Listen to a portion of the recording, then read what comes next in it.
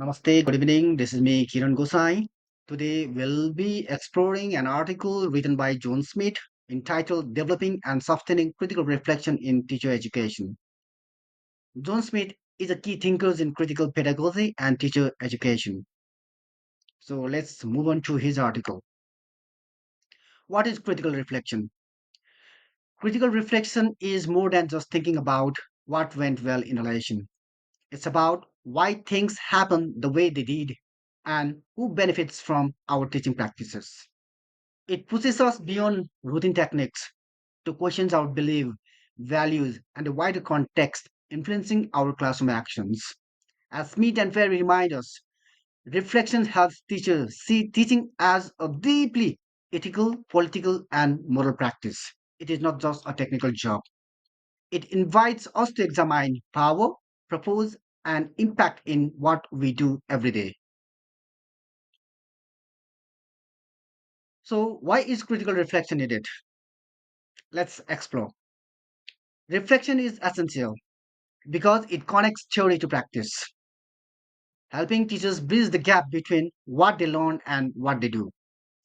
It encourages deeper thinking beyond methods and policies.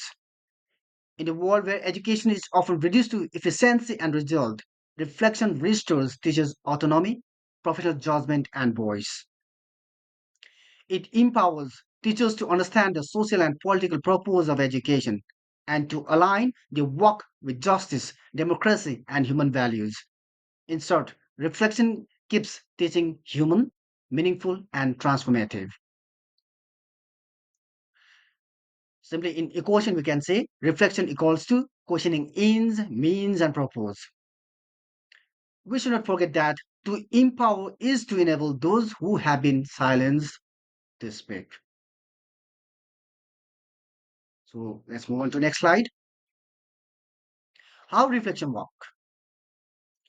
John Smith described reflection as a process that unfolds into four stages. They are describe,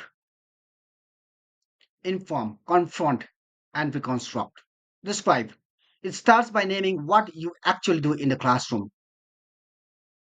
In inform, you analyze what it means and what patterns you noticed. In confront, you ask why you act the way. Identify the influences behind your choices. In reconstruct, you redesign your actions for improvement and social justice. So, this framework transforms reflection from mere description into critical action. It helps teachers link personal practice to larger ethical and social cohesions, creating purposeful changes in the classroom. Reflection in practice. How can we bring critical reflection into practice? In practice, reflection takes in many forms. Teachers can use journals, narratives, or group dialogues to document and discuss their experiences. These tools make learning visible and help develop what Smiths call local theories, our own working principles drawn from classroom lives.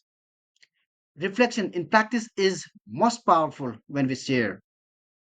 Through conversation, teachers collectively analyze their work, discover insights, and co create new approaches.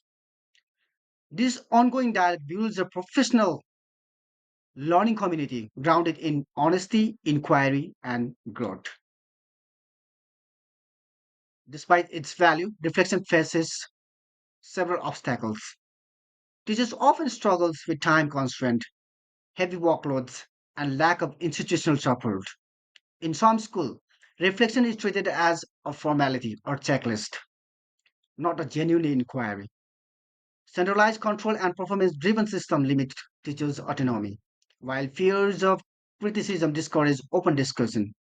To make reflection meaningful, school must provide safe spaces, supportive leadership, and collaborative cultures where teachers feel trusted to question and grow.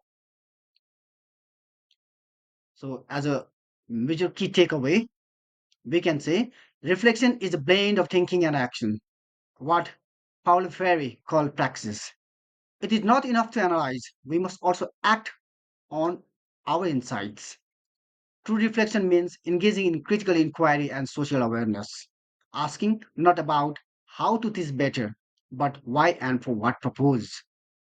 When teachers reflect deeply, they reclaim power over the practice and become agents of change, shaping classrooms and the community toward equity, creativity, and transformation. So that's all for today. Thank you, everyone. Goodbye.